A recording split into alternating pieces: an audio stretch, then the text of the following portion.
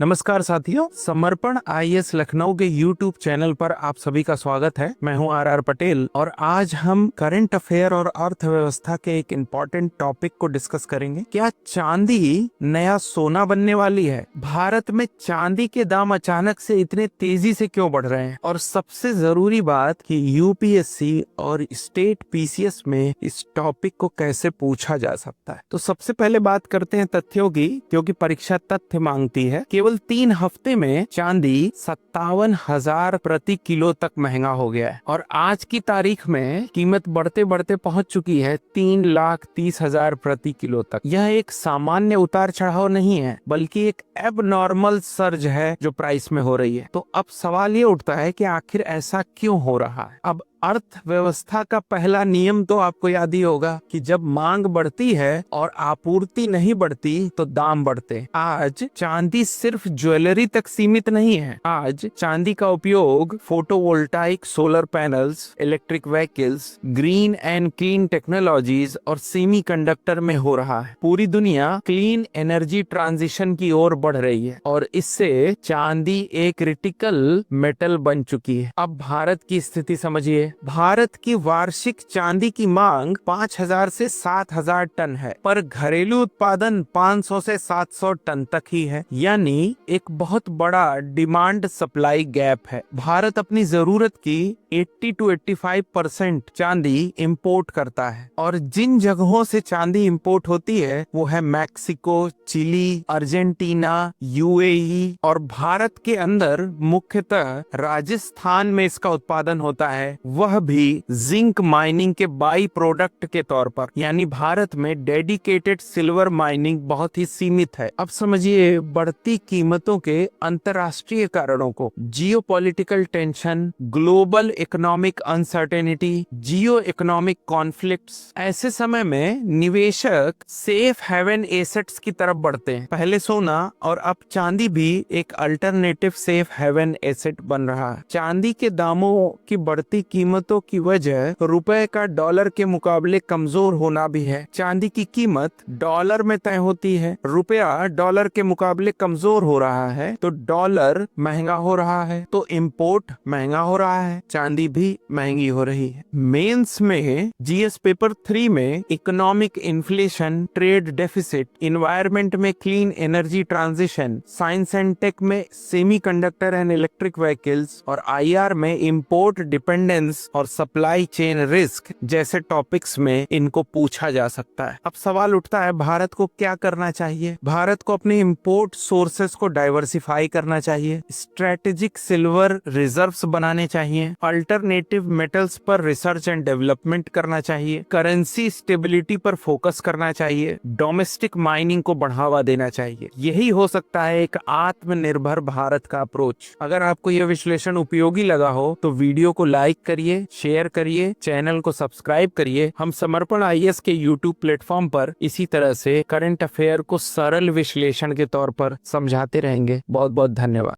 Join करें समर्पण IAS Lucknow, जहां सक्सेस का भरोसा हर स्टूडेंट के साथ।